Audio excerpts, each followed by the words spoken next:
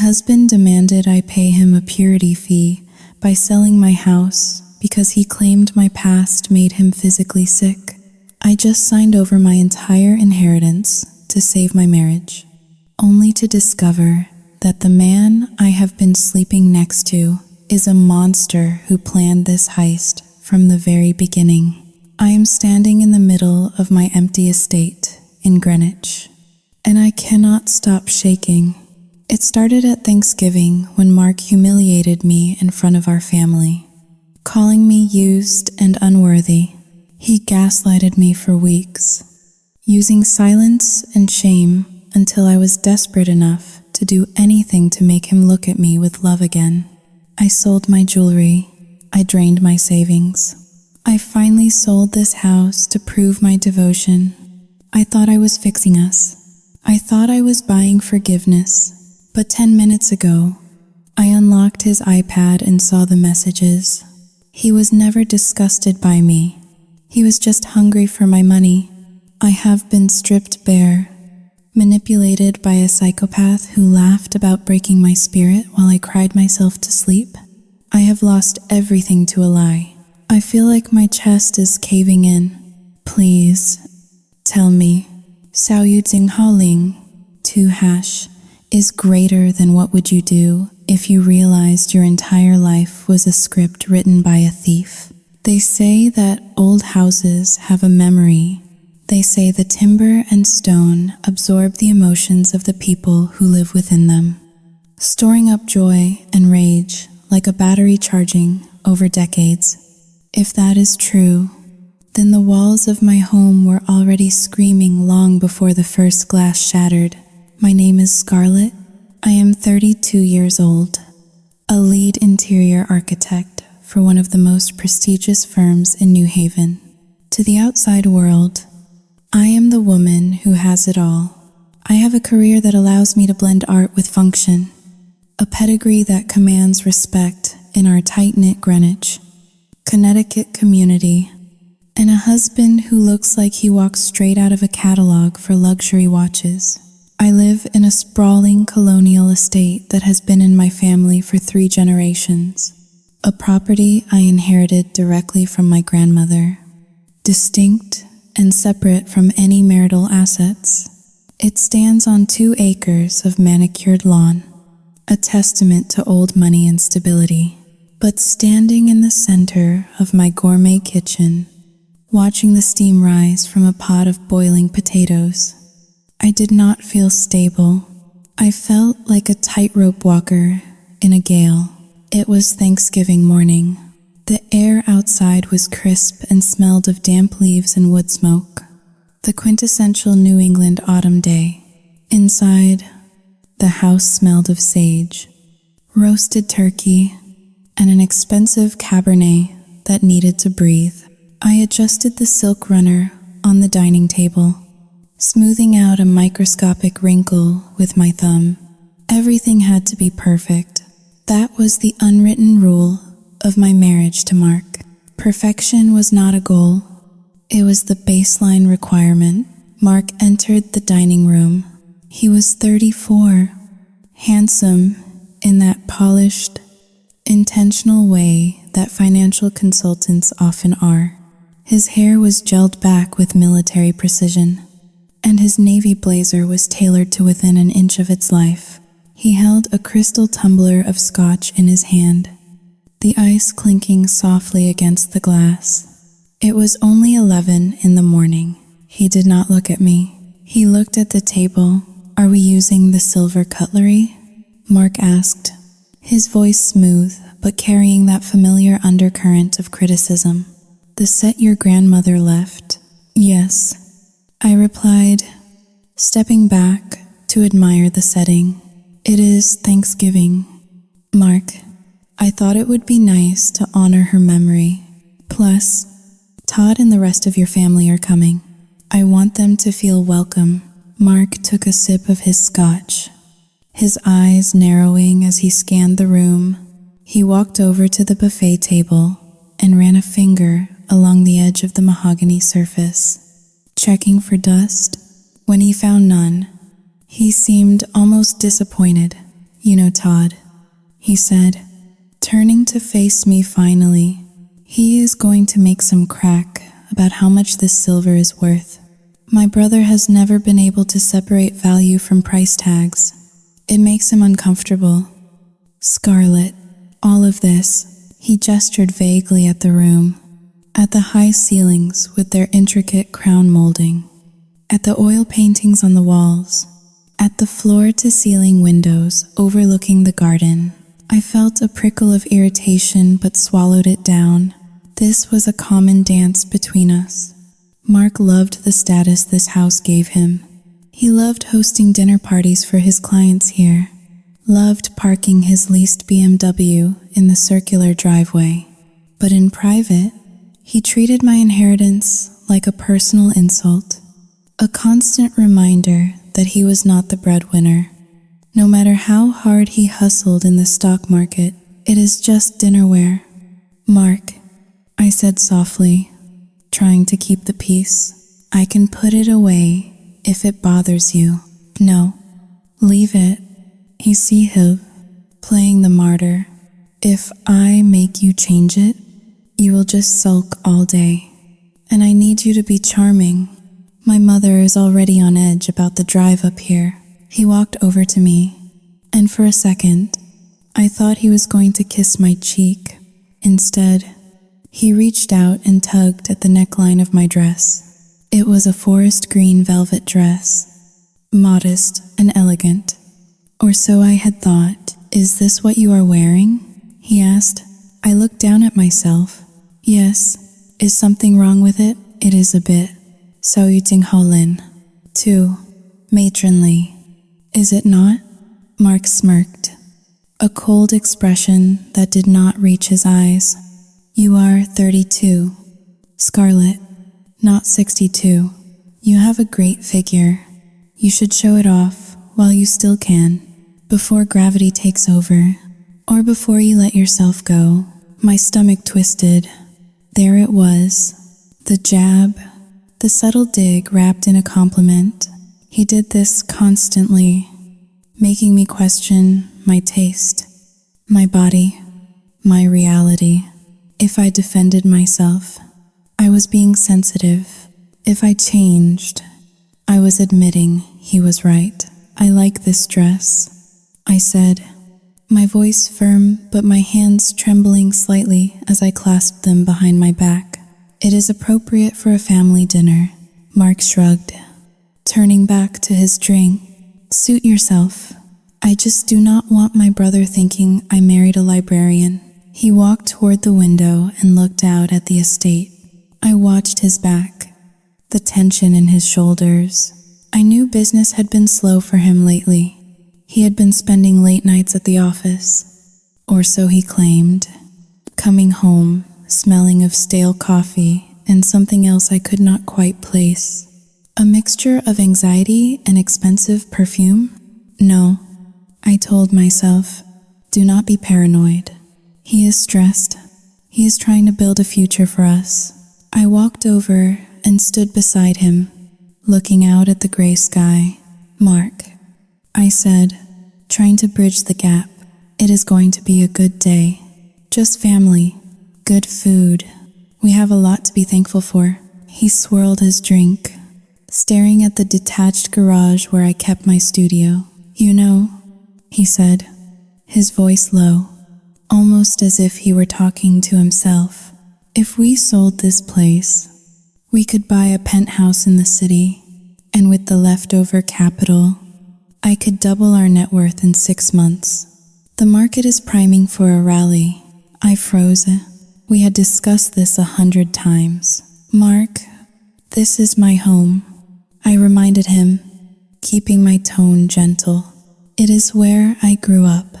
It is where I run my business. We agreed we would never sell.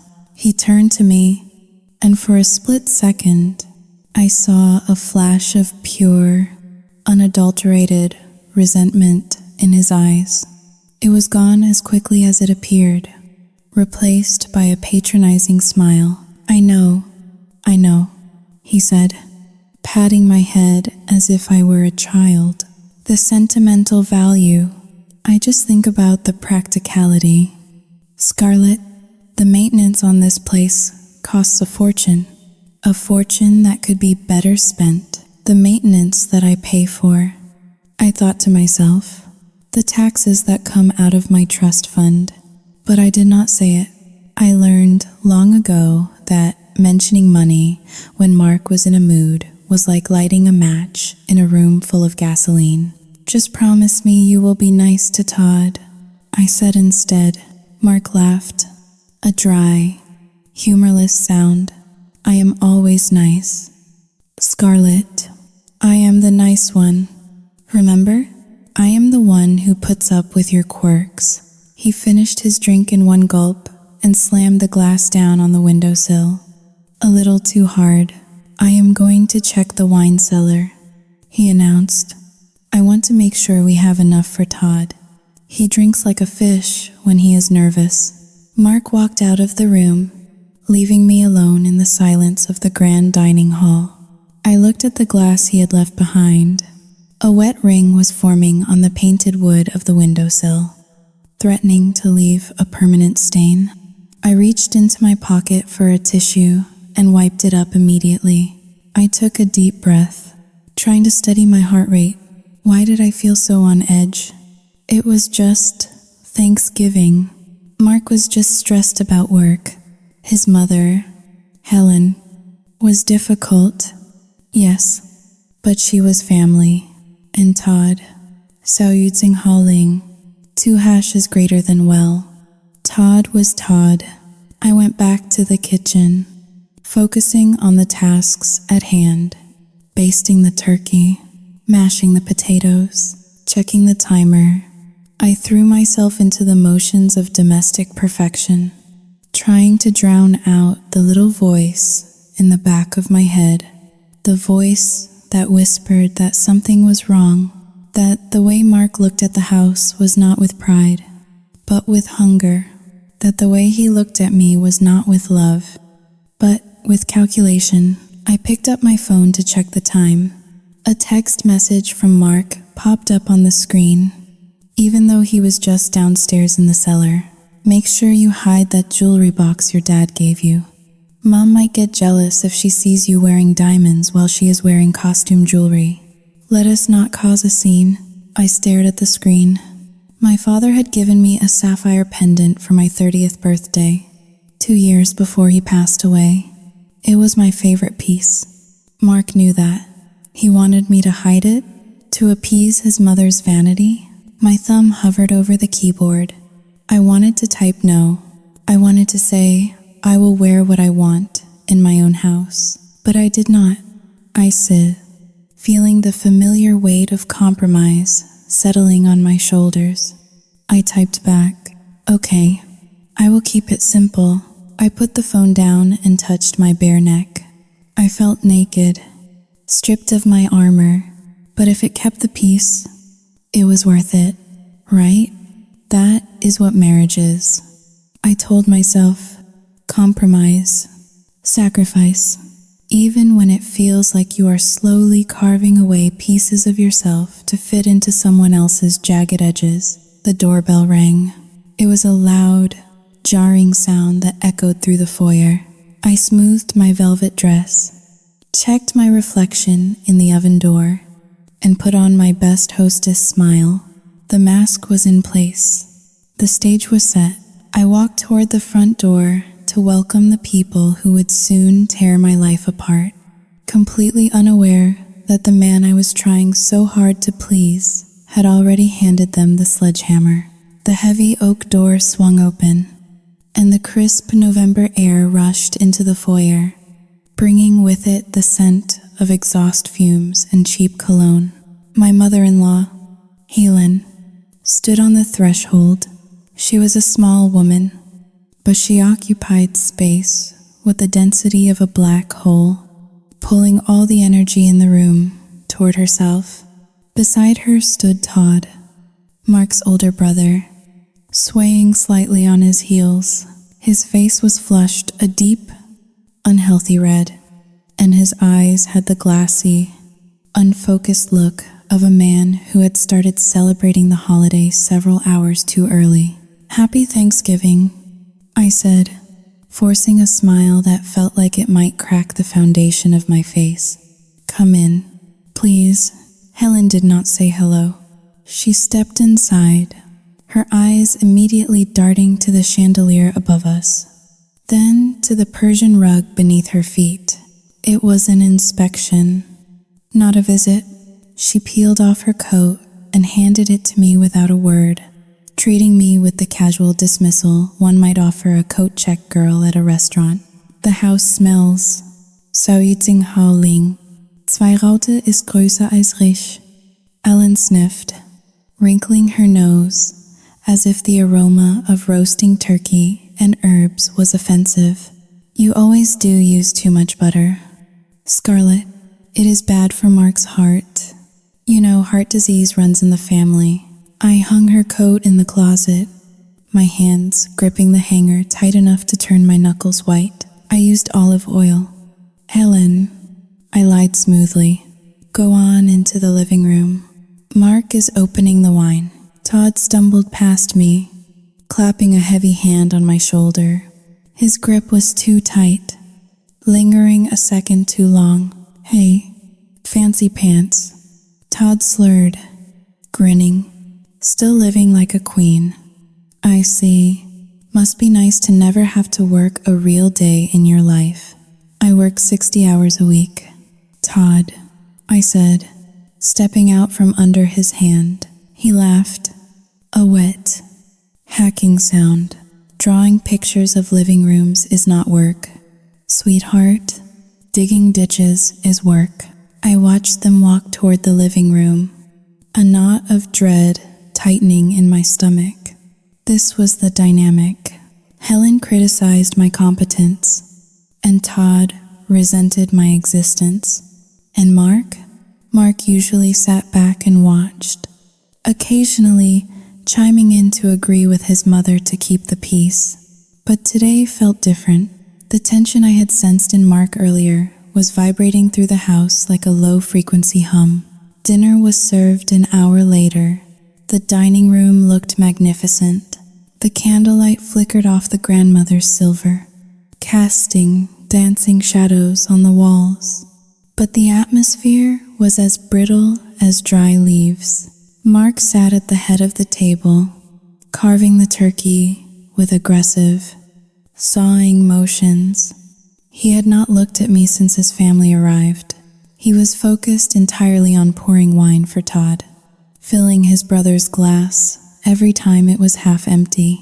"So," Helen said, pushing a piece of stuffing around her plate with a look of distaste, "Mark tells me you are thinking of selling this place." I froze, my fork hovering halfway to my mouth. I looked at Mark. He kept his eyes on his plate, jaw clenched. "We are not selling, Helen," I said, keeping my voice steady. "This is my family home." "Well," Helen continued, ignoring me, "it is just so much space for 2 people. And no children. It has been 5 years. Scarlett, most women would have given their husband a son by now. Unless, of course, there is something wrong with the plumbing." The silence that followed was deafening. I felt the blood rush to my cheeks. This was a low blow, even for her. We had been trying for 2 years with no luck, and the fertility doctors said it was unexplained. Mark dropped his fork. It clattered loudly against the china. "Mom, drop it," Mark said, but there was no defense in his tone, only irritation. "I am just saying," Helen sniffed. "A house this big needs a family. Otherwise, it is just a monument to Scarlett's ego." Todd let out a loud snort of laughter. He leaned back in his chair, swirling his wine glass dangerously close to the edge of the table. "Maybe she is not the problem, Mom," Todd said, his eyes locking onto mine with a malicious glint. "Maybe Mark just does not want to mix his genes with Saoyijinghaling. 2 hash is greater than well." I put my knife down. Excuse me? Todd took a large gulp of wine, wiping his mouth with the back of his hand. Oh, come on. Scarlett, do not play the innocent saint. We grew up in the same town. I was 3 years ahead of you. But guys talk. I remember the stories from high school. My heart hammered against my ribs. What stories? I had been a straight-A student. I was captain of the debate team. I had dated exactly 2 boys in high school. Both serious relationships. I have no idea what you are talking about. Todd, I said, my voice icy. Todd laughed again, louder this time. He looked at Mark. She does not know what I am talking about. That is rich. Hey, Mark, did you know your wife was known as the locker room favorite back in the day? That is what the football team used to say. Easy access. That was a lie. A disgusting, baseless lie fabricated by a drunk man who was jealous that his younger brother had married into money while he was still living in a rented apartment above a garage. I looked at Mark, expecting him to throw his brother out. I expected him to stand up, to shout, to defend my honor. Mark did stand up, but he did not look at Todd. He looked at me. His face was a mask of pure, unadulterated revulsion. The vein in his forehead was throbbing. Is that true? Mark asked. His voice was quiet, deadly quiet. I stared at him, stunned. Mark, you cannot be serious. He is drunk. He is making things up. You know me, do I? Mark roared. The sound was so loud it made me flinch. He grabbed the edge of the heavy mahogany dining table with both hands.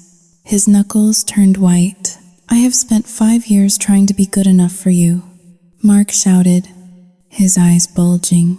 Trying to live up to this house, to your snobby friends, to your perfect little reputation. And all this time, everyone was laughing at me. Mark, stop, I pleaded, reaching out a hand. He is lying. You are the liar, Mark screamed with a guttural roar. He heaved upward. The heavy table tipped. It happened in slow motion. The crystal wine glasses slid across the polished wood. The tureen of gravy overturned. The silver candlesticks toppled. Then, with a deafening crash that shook the floorboards, the entire feast collapsed onto the floor.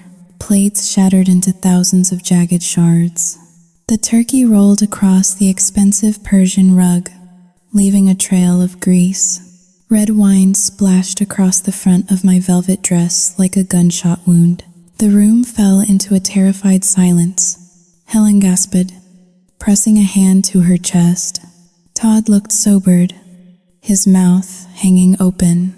I stood there, trembling, wine dripping from my hem onto my bare feet. I looked at the man I had married. He was breathing hard, his chest heaving. Standing over the wreckage of our Thanksgiving. You are disgusting. Mark spat, pointing a shaking finger at me. Mark, please. Saoying Haling.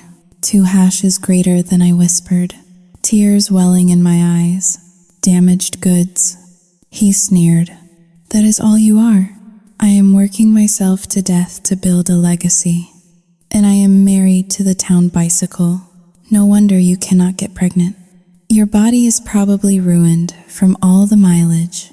The cruelty of his words hit me harder than a physical blow. It was not just an insult. It was a dismantling of my soul.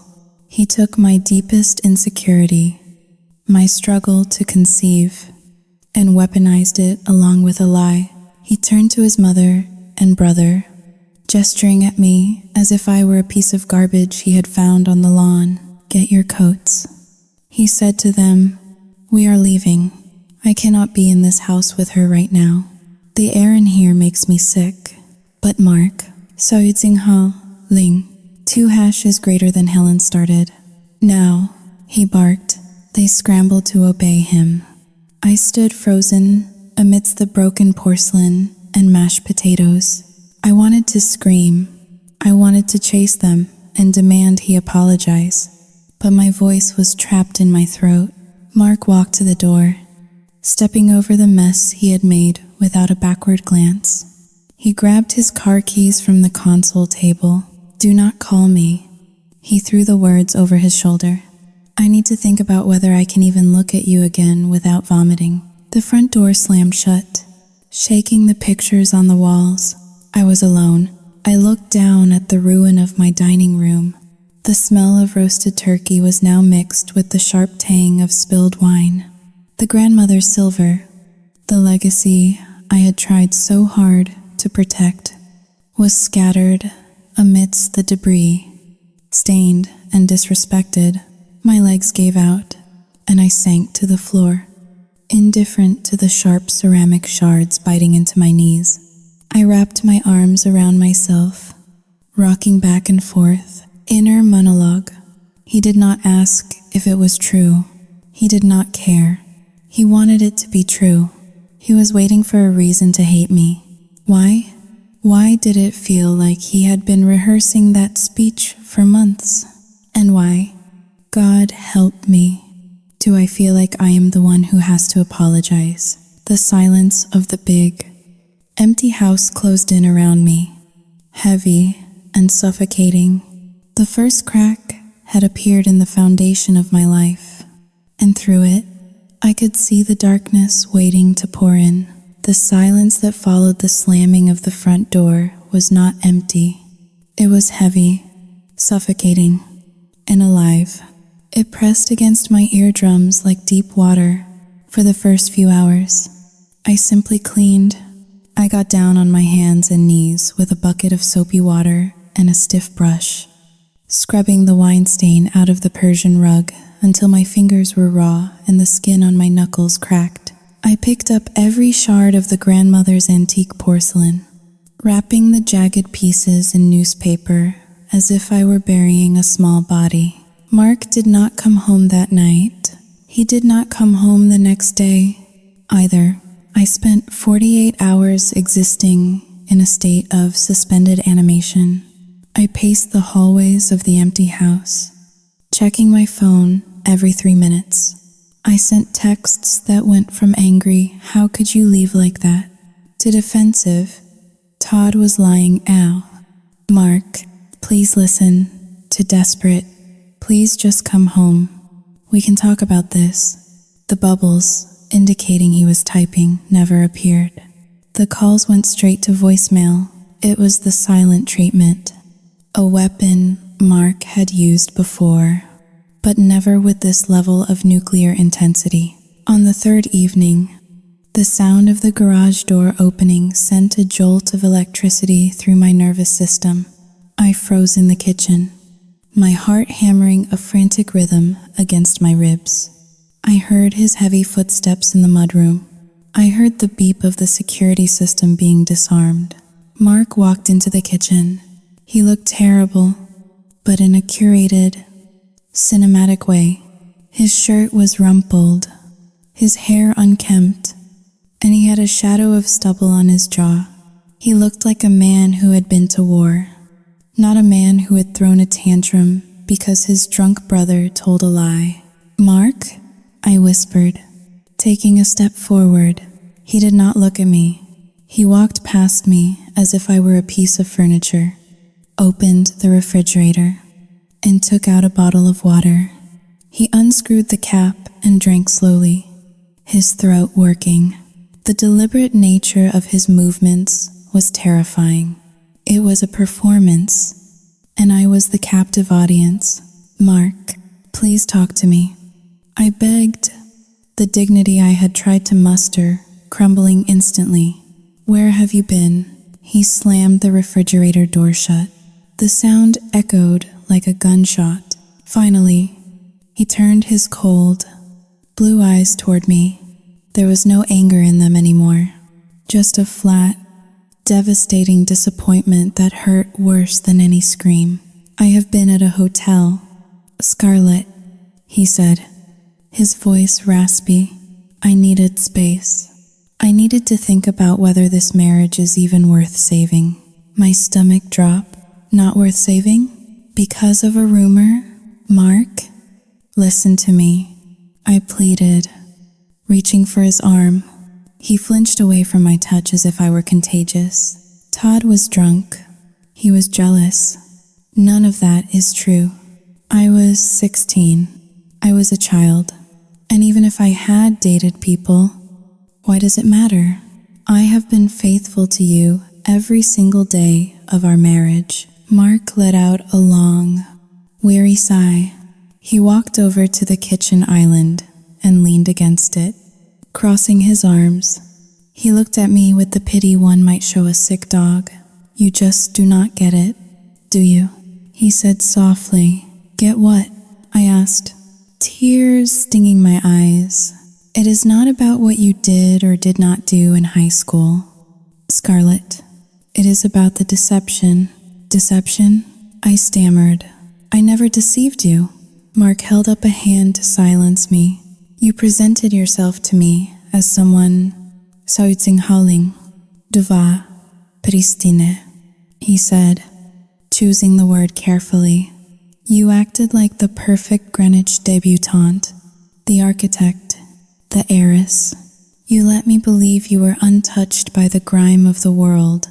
And now I find out that the whole town has been laughing at me behind my back for 5 years. He pushed off the counter and began to pace, his voice gaining a little more strength, a little more rhythm. He was building his case. Do you know what it feels like, Scarlett?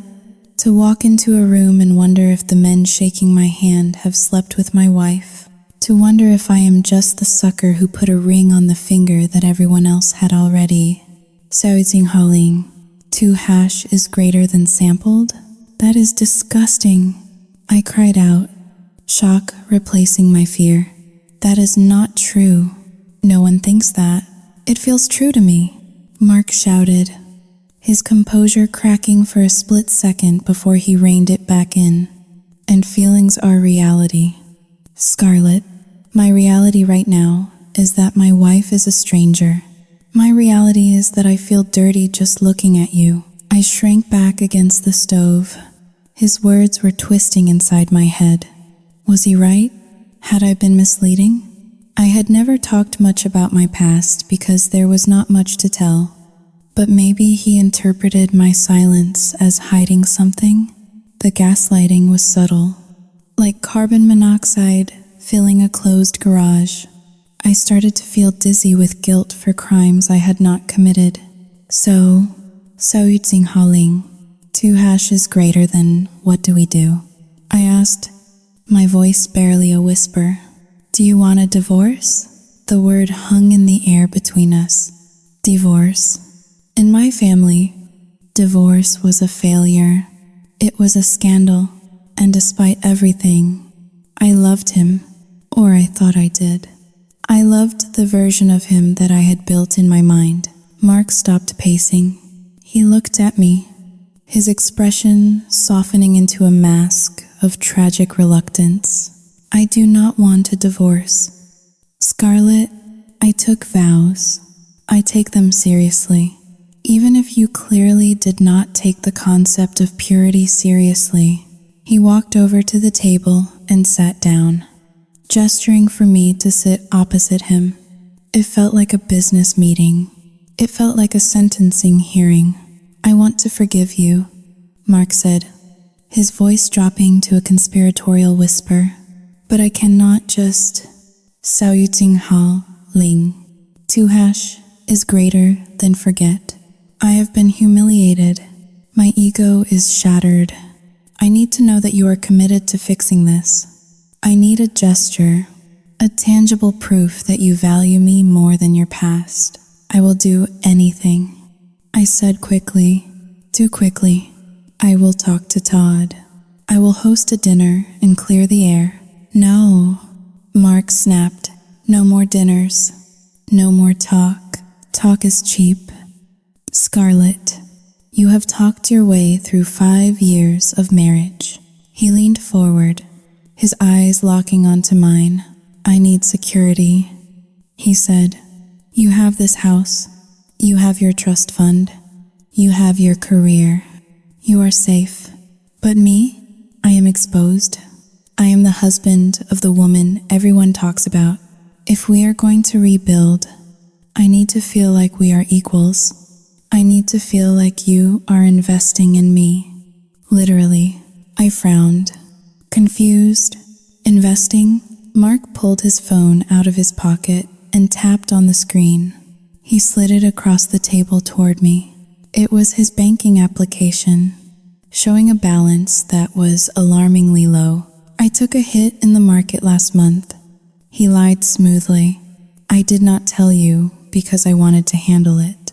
But now, with this, Sao Jing Hao Ling, Tvo, stress. Sao Jing Hao Ling, 2# is greater than I cannot focus. I am vulnerable. Scarlet. And a vulnerable man cannot lead a household. He took a deep breath. I need you to transfer $25,000 to my personal investment account. I stared at him. $25,000? Why? I asked. Think of it as a Sao Jing Hao Lin.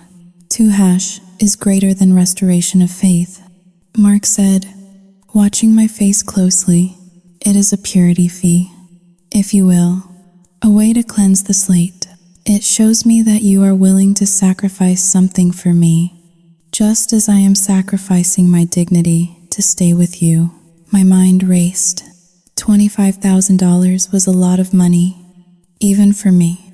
It was the bulk of my liquid emergency savings, the money my father had told me to keep separate for a rainy day. Mark, that is my emergency fund. I said weakly, cannot we just go to counseling? Mark's face hardened instantly. He pulled the phone back. Fine, he said, standing up. If your money is more important to you than your marriage, then I have my answer. I guess Todd was right. You are just a selfish, spoiled princess. He turned to walk away. Panic seized me. The thought of him walking out again, of the silence returning, was more than I could bear. Wait, I called out. Mark stopped but did not turn around. Sao Jing Hao Ling, 2# is greater than I will do it, I said, my voice trembling. If it will make you stay, if it will fix this. He turned slowly. He did not smile. He did not look relieved. He looked entitled. He looked like a judge accepting a plea bargain. Do it now, he said. I pulled out my phone. My hands were shaking so badly I mistyped my password twice. I opened my banking application. I saw the number that represented years of saving, of safety. I entered Mark's account details. Amount, $25,000. Reason, transfer. I hesitated at the confirmation screen. My father's voice echoed in my head. Never give a man the power to ruin you. Scarlet. But my father was dead, and my husband was standing there, watching me with cold, expectant eyes. I wanted to be a good wife. I wanted the nightmare of Thanksgiving to be over. I pressed confirm. The screen flashed. Transaction successful. I looked up at Mark. It is done, I whispered. Mark nodded. He picked up his phone and checked the balance. For the first time in 3 days, the tension in his shoulders relaxed. Good, he said. He walked over to me. I expected a hug. I expected him to tell me he loved me. Instead, he placed a hand on my shoulder and squeezed. It was not a caress. It was a claim of ownership. This is a start. Scarlet, he said, but do not think this fixes everything. You have a long way to go to earn back my respect. He let go of my shoulder and walked toward the stairs. I am going to take a shower, he announced. I suggest you sleep in the guest room tonight. I still need space. I sat alone in the kitchen. the glow of my phone screen fading to black. I had just paid $25,000 to save my marriage. But as I sat there in the dim light, I did not feel saved. I felt lighter, but in the terrible way a ship feels lighter after throwing its cargo overboard to keep from sinking. Inner monologue. I told myself I did it for love. I told myself that money is just paper, and marriage is flesh and blood. But deep down, in the dark pit of my stomach, I knew I had just crossed a line. I had paid a ransom, and the terrifying thing about blackmailers is that once you pay them, they never go away. They just learn how much you are willing to bleed. I looked at the empty spot where the rug used to be. The floorboards still damp from my scrubbing. The stain was gone, but the smell of vinegar and loss lingered in the air. I realized then that Mark had not just taken my money. He had taken my reality. He had rewritten my history and sold it back to me, and I had paid for it with a smile.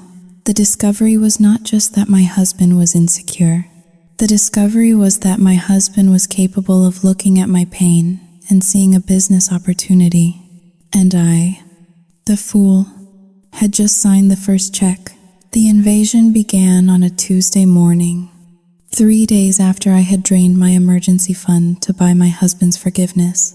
I was in the kitchen, staring at the coffee maker as if it held the secrets to the universe. When the front door opened, Mark walked in, carrying 2 large, floral-patterned suitcases. Behind him, marching with the determined stride of a general inspecting the barracks, was Helen. She did not knock. She did not wait to be invited. She simply arrived, like a natural disaster that had been forecasted but ignored until the winds were already tearing the roof off. "Mom is going to stay with us for a while," Mark announced, dropping the suitcases in the middle of my foyer. I nearly dropped my mug. "A while?" I asked, my voice tight. "How long is a while?" "Until I feel confident that this house is running the way it should be," Helen answered for him. She walked past me, running a finger along the banister. She checked her fingertip for dust, found none, and frowned. "Mark thinks you need guidance, Scarlett," she continued, her voice dripping with faux concern. "After the Xiaoyu Jinghao Ling, 2 hash is greater than revelation. Xiaoyu Jinghao Ling, 2 hash is greater than at Thanksgiving. He's worried about your moral compass. A woman who has lived a loose life often struggles to maintain a disciplined home. I am here to help you transition from a party girl to a wife." I looked at Mark, pleading silently for him to stop this. He refused to meet my gaze.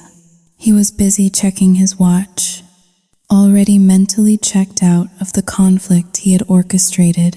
"It is for the best, Scarlett," Mark said, adjusting his cufflinks. "Mom knows how to run a household on a budget. She knows how to serve a husband. You could learn a lot from her. Consider it a boot camp for your character." Before I could protest, before I could scream that this was my house and my life, Helen was already marching up the stairs toward the guest room. The occupation had begun. Over the next week, the air in my own home became unbreathable. Helen was not just a guest. She was a warden. She rearranged my kitchen cabinets because my system was illogical. She criticized the way I folded laundry. She hovered over me while I worked on my architectural designs, making snide comments about how a woman's place was nurturing a family, not drawing lines on paper. But the true nightmare started on Saturday. I was in the master bedroom, getting ready to go to a site visit, when Helen walked in without knocking.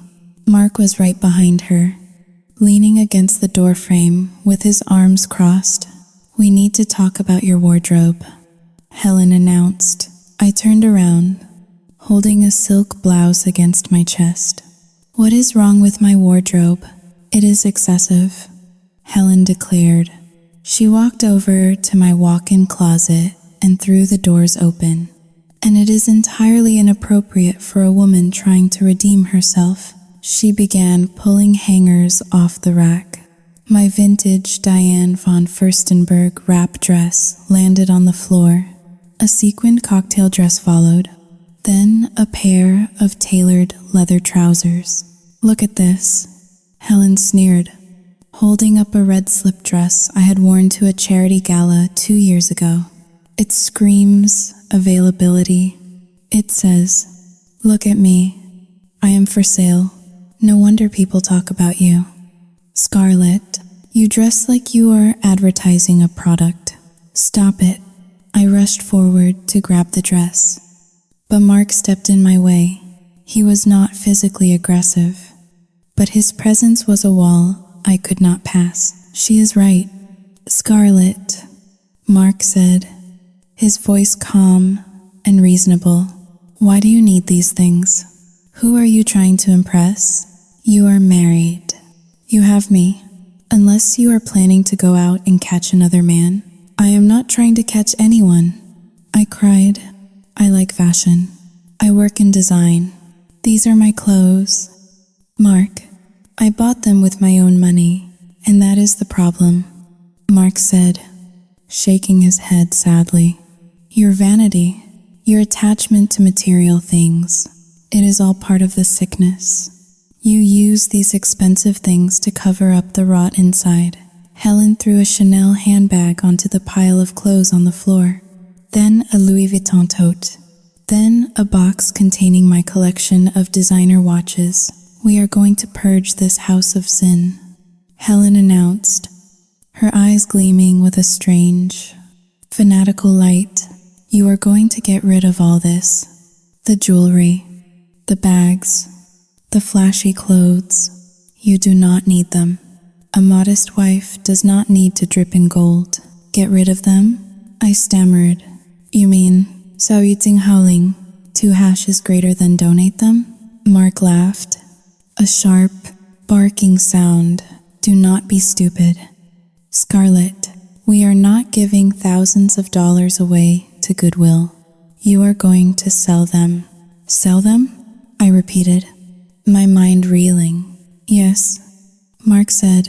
"You are going to sell them, and you are going to give the money to me." I took a step back, hitting the edge of the bed. "Why would I give the money to you?"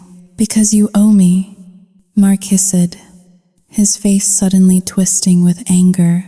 "You owe me for the humiliation I suffer every day walking around this town, knowing what people think of my wife. You owe me for the years of deception." He walked toward me, his voice dropping to a seductive, manipulative whisper. "Think of it as a cleansing fee, Scarlett, a way to wash away the past. You sell these symbols of your vanity, and you invest in our future. You put the money into my account, and I will grow it.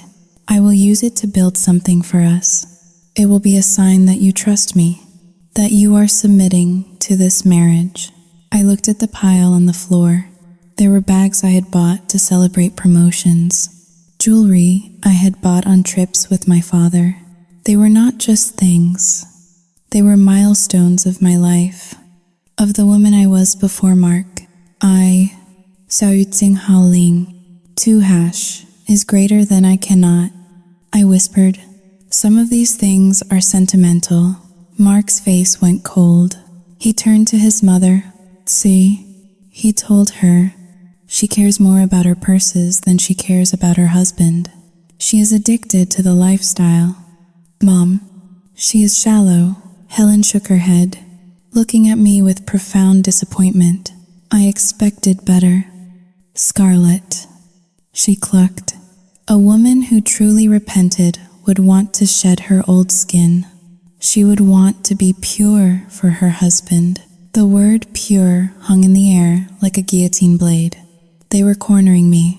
If I refused, I was admitting I was the shallow, promiscuous woman they accused me of being.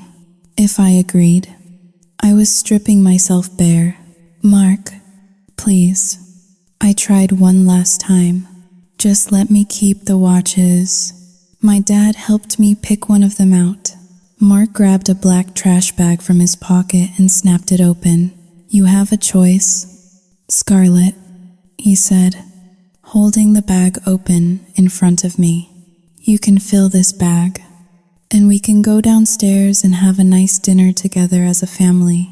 We can start fresh, or you can keep your precious things, and I will pack my bags. And this time, when I leave, I am filing for divorce on the grounds of emotional cruelty and infidelity. And I will make sure every single person in your social circle knows exactly why. I looked into the black void of the plastic bag. I looked at Mark's expectant face. I looked at Helen, who was folding her arms in triumph. I felt something break inside me. It was the small, stubborn part of my spirit that had been holding on. I was so tired. I was so terrified of being abandoned, of being the divorced woman with the scandalous past. I just wanted the fighting to stop. I wanted Mark to look at me with love again, even if I had to buy that look. I reached down and picked up the Chanel bag. The leather was soft under my fingers. I remembered buying it in Paris, sitting at a cafe, alone, feeling so proud of my independence. I dropped it into the trash bag. Good girl, Mark said softly. I picked up the watches. I picked up the silk dresses, one by one. I fed my history into the mouth of the bag. With every item I dropped, I felt lighter, but not in a spiritual way. I felt lighter the way a building feels lighter as the support beams are kicked out one by one. Inner monologue. I am disappearing. I am standing here in my own bedroom, watching my hands destroy my own life. And I cannot stop. I am handing him pieces of myself, hoping he will use them to build a bridge back to me. But as I look at the greed in his eyes, the way he calculates the resale value of my memories, I realize he is not building a bridge. He is building a tower for himself, and he is using my bones as the bricks. When the closet was half empty and the bags were full, Mark tied them up with a satisfied grunt. I will handle the sale, he said, hoisting the heavy bags over his shoulder.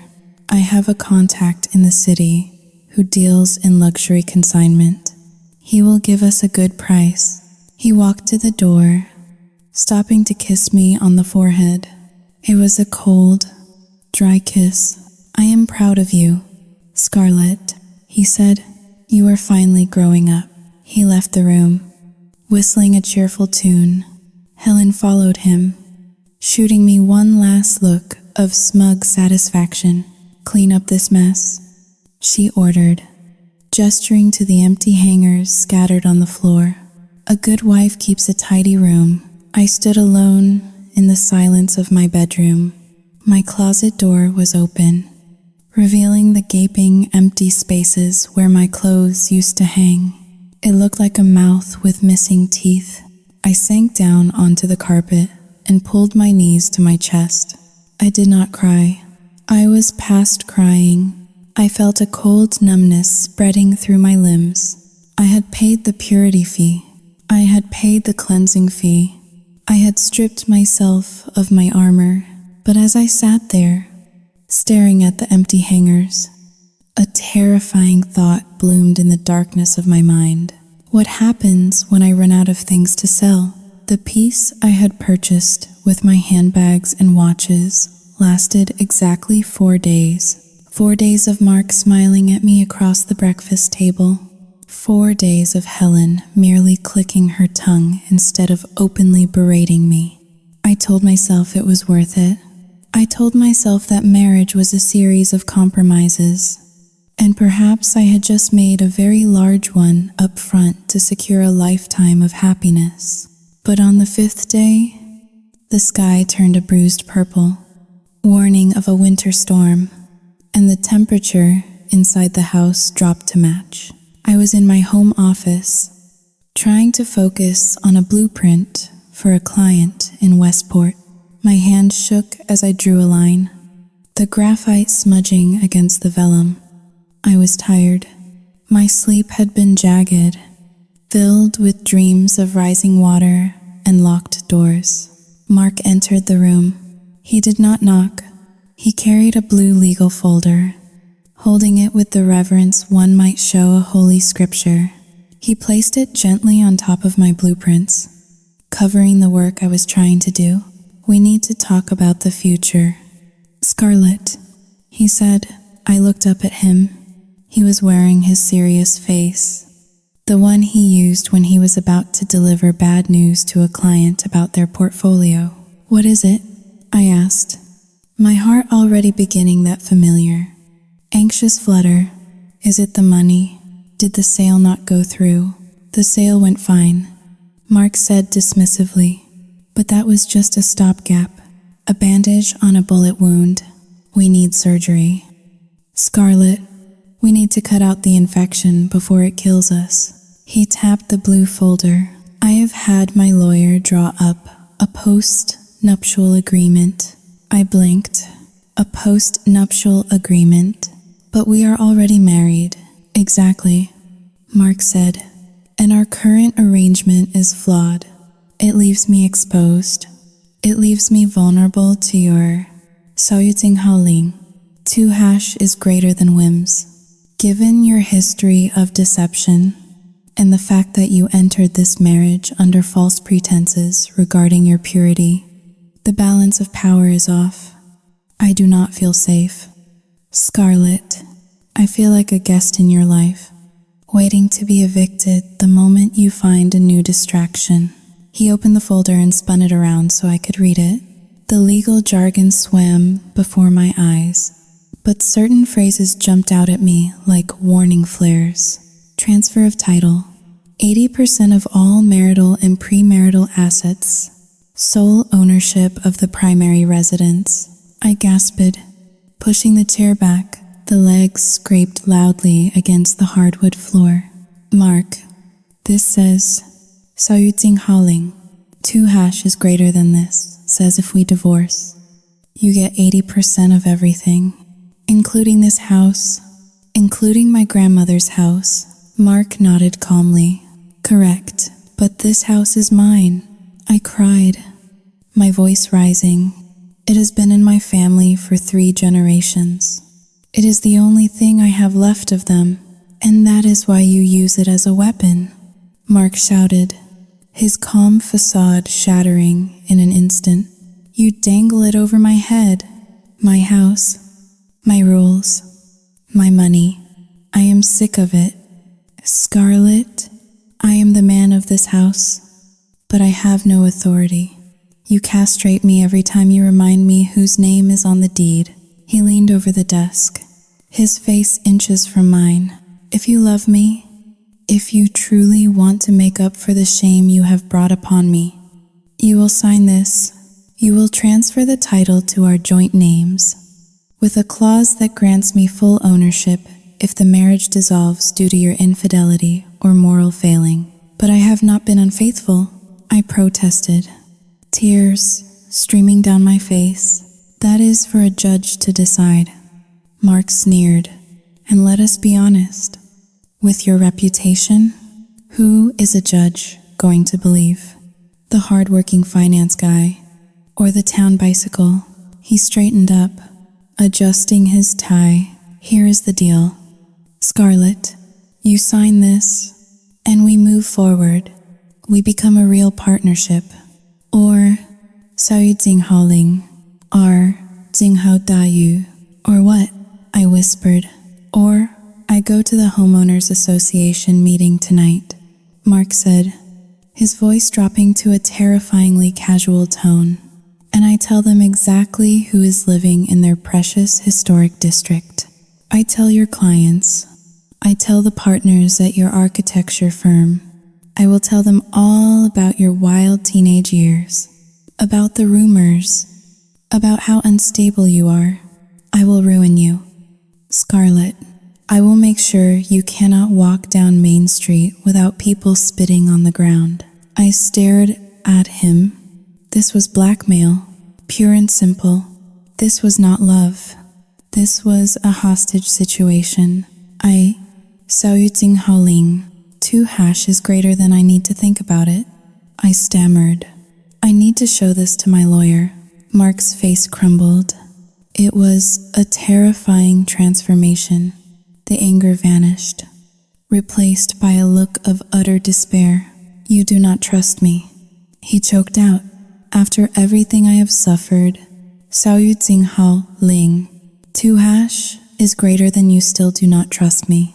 He grabbed the folder and clutched it to his chest. I cannot do this anymore. He sobbed. The pain.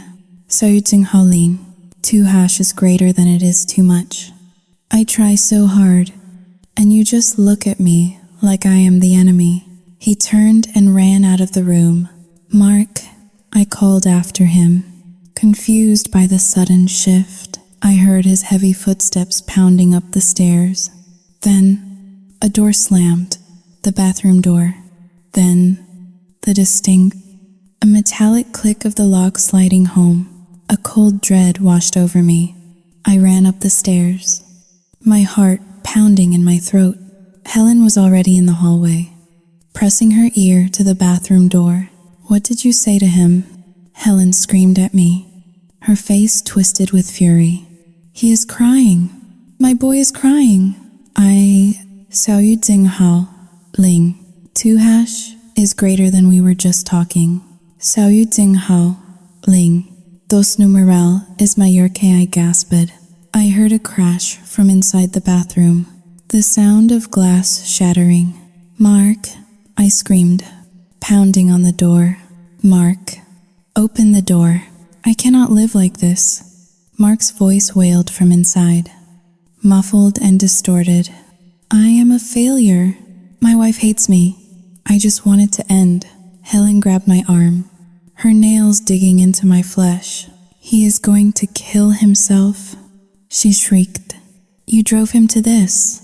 You and your selfishness. Do something. Panic, white and blinding, took over my brain. I was not thinking about the house. I was not thinking about the money.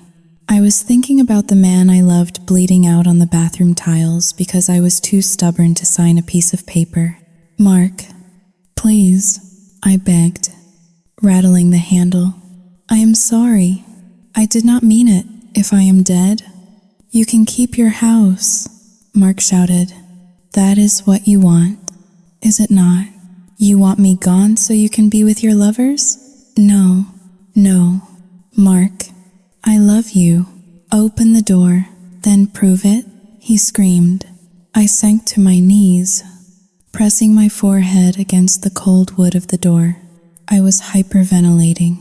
The world was spinning. I will sign it, I sobbed. I will sign anything. Just please. Mark, please do not hurt yourself. Open the door. There was a long, agonizing silence. I held my breath, listening for the sound of a body hitting the floor. Then, the lock clicked, the door creaked open. Mark stood there. He had taken off his tie. His face was wet, his eyes red and swollen. He looked broken. He looked like a little boy who had been lost in the woods. On the floor behind him, a bottle of cologne lay shattered, the amber liquid pooling on the tiles. He had not hurt himself. He had thrown a bottle. Mark, Xiao Yuting Haoling, 2 hashes greater than I breathed. Reaching up to touch his face, he looked down at me, his lower lip trembling. Do you mean it? He asked, his voice small and fragile. Will you sign it? Will you give me the security I need to stay alive? Yes, I whispered. Defeated? Yes. I will sign. Helen let out a dramatic sigh of relief behind me. Thank God, she muttered. You finally came to your senses. Mark sank down to the floor with me, wrapping his arms around my neck. He buried his face in my shoulder. I could feel his tears soaking into my shirt. I held him tight, rocking him back and forth. I am doing this for us. Mark whispered into my ear. You will see, Scarlett, once the house is in my name, the pressure will be gone. We can be happy. I promise. I closed my eyes. I felt a mixture of immense relief that he was alive, and a sick, heavy dread that settled in the pit of my stomach like lead. I had saved him. That was what I told myself. I had saved my husband from the brink of suicide. But as I looked over Mark's heaving shoulder, I saw his reflection in the bathroom mirror. His face was buried in my neck, so I could not see his expression directly. But in the mirror, for just a fleeting second, I saw his eyes open. They were dry, they were clear, and they were looking at his mother, who was standing in the doorway with a small, triumphant smile. Mark offered her a subtle, barely perceptible nod. A chill went through me, colder than the winter wind outside, but I pushed it away. I had to push it away, because if I acknowledged what I had just seen, I would have to admit that I had just handed the keys to my life over to a monster. I will call the lawyer in the morning, Mark murmured, his voice sounding thick with emotion again. We will fix this. Okay. I whispered, okay. I had crossed the point of no return. The house was gone. My protection was gone. And as I held my husband on the bathroom floor, I realized that the woman I used to be, the strong, independent Scarlett, was gone too. The morning sun hit the windows of the master bedroom with a cheerful, mocking brilliance. It was the kind of light that belonged in a detergent commercial, promising fresh starts and clean linens. But in my house, the air felt stale, recycled through the lungs of liars. Mark was whistling. It was a tune I did not recognize. A jaunty, upbeat melody that drifted in from the bathroom where he was shaving. It was the sound of a man who had won the lottery. Just 12 hours ago, he had been sobbing on the floor, threatening to end his life. Now, he was applying aftershave and humming. The speed of his recovery should have been a miracle. Instead, it felt like a continuity error in a badly written movie. I sat on the edge of the bed, my hands folded in my lap. I felt heavy, as if gravity had doubled its pull specifically for me. The lawyer was coming at 2 in the afternoon. The notary was coming at 2:30. By 3 o'clock, I would no longer be the sole owner of my grandmother's estate. I would be a tenant in my own marriage, paying rent with my dignity. Hey, beautiful. Mark beamed as he walked out of the bathroom. He looked fresh, revitalized. He leaned down and kissed me on the cheek. His skin smelled of sandalwood and victory. You look tired, he noted, his voice dripping with that cloying, patronizing concern. Did you not sleep well? I slept fine. I lied. My voice sounded hollow, like wind blowing through an empty tunnel. Well, perk up, Mark said, adjusting his silk tie in the mirror. Today is a big day. It is the first day of the rest of our lives. A true partnership. Mom is making pancakes to celebrate. He checked his watch. A Rolex I had bought him for our 2nd anniversary. Damn. I need to run to the office for an hour before the lawyer gets here, he said, grabbing his keys. I have to print out some portfolio summaries to show that I am bringing assets to the table too, just to make it fair. He winked at me, a wink, as if we were sharing a fun little secret, rather than finalizing a contract born from emotional blackmail. I will see you at 1, he said. Be ready. He bounded down the stairs. I heard the front door open, then close, I heard the roar of his BMW engine, and then silence returned to the house. I sat there for a long time, staring at a dust mote dancing in the sunbeam. I should have been getting dressed.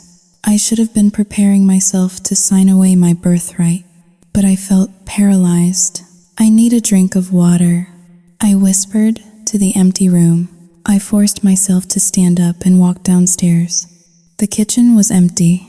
Helen must have been in the garden, inspecting the hedges for imperfections. I walked into the living room, intending to go to the wet bar. When I saw it, Mark's iPad. It was sitting on the coffee table, propped up against a stack of Architectural Digest magazines. He never left his iPad behind. It was practically glued to his hand. He must have been in such a rush to get to the office, or to get away from my depressing energy, that he had forgotten it. I walked past it. I had no interest in his work. I had no interest in seeing the graphs and charts of the stock market that he obsessed over. Ding! A notification sound chimed from the tablet. The screen lit up. I stopped. I turned my head slowly. The notification banner was visible on the lock screen. It was a text message. The sender was not saved as a name. It was just a string of numbers. The message read, "Tick-tock, Mark. The shark is hungry. If you do not have the full amount by Friday, we start breaking fingers. Yours first." My breath hitched in my throat. Shark? Breaking fingers? I took a step closer. My heart began to hammer against my ribs. A frantic bird trapped in a cage. This was not a client. This was not a portfolio summary. Ding! Another message. This time from a contact named Crystal, Jim.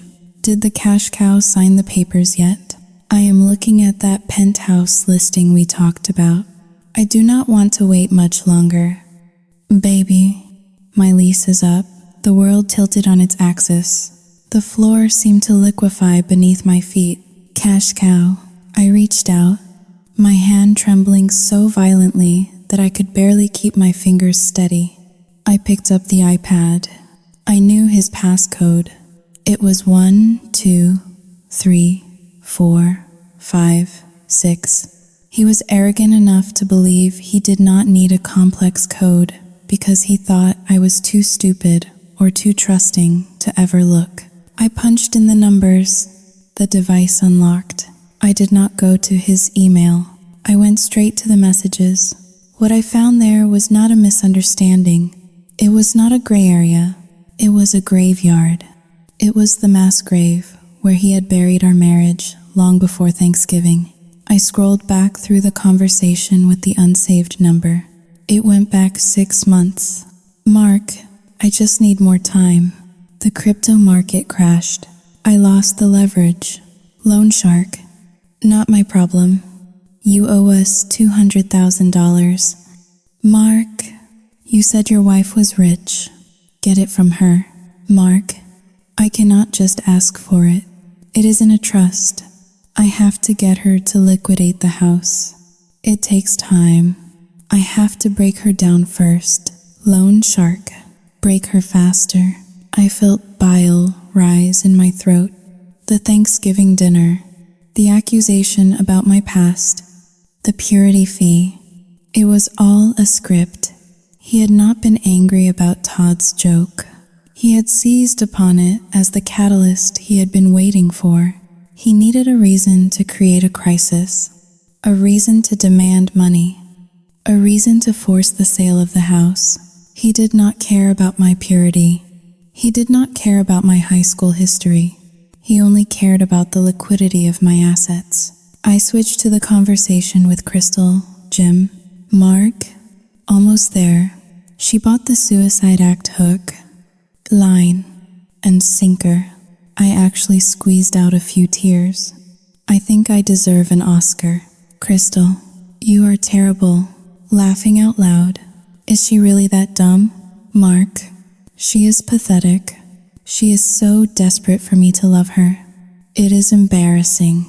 Once she signs the post-nuptial agreement and puts me on the deed, I can take out a line of credit against the house to pay off the debt.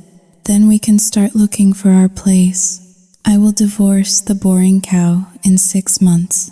I will tell the judge she is mentally unstable. Crystal, send me a picture of the ring you are going to buy me with her money. I dropped the iPad onto the couch. It landed with a soft thud, a harmless sound for an object that had just detonated my entire life. I stumbled backward, my legs giving out. I hit the wall and slid down until I was sitting on the floor. Clutching my stomach, I vomited. There was nothing in my stomach but bile and acid, burning my throat, but my body convulsed, trying to expel the poison of the truth. He never loved me. The realization did not come as a sharp pain. It came as a crushing weight, a black hole that swallowed every memory I held dear. The romantic dinners, the way he held my hand at my father's funeral, the way he smiled when I walked down the aisle. It was all a lie, every second of it. I was not his wife. I was his mark. I was a long con. He had studied me, learned my insecurities, and played them like a virtuoso. I thought about the $25,000 I had transferred, the purity fee.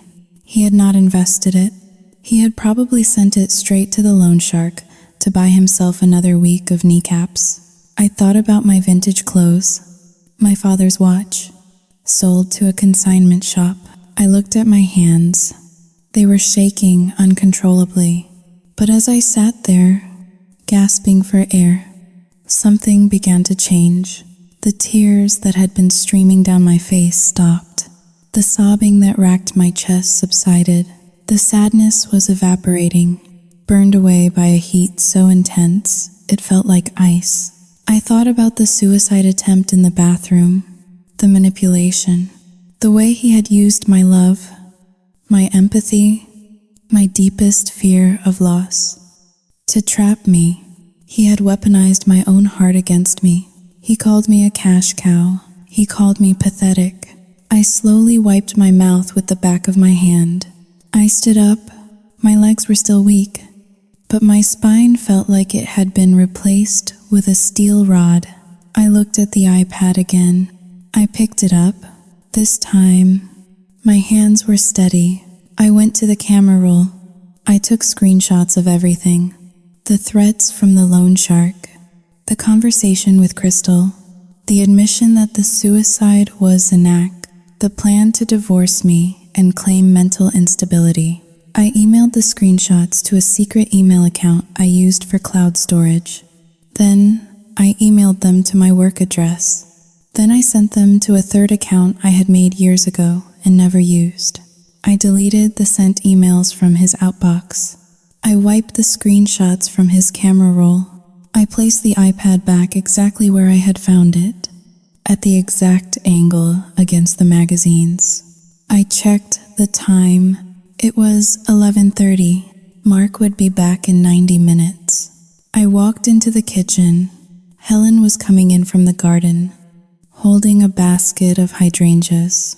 "Oh, you are finally up," she said, looking me up and down with disdain. "You look pale. Try to put on some makeup before the lawyer comes.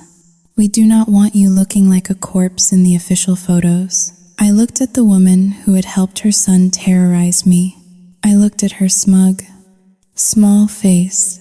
"You are right, Galen," I said. My voice was calm. It was terrifyingly calm. "I should look my best. It is a big day." Helen looked surprised by my agreement.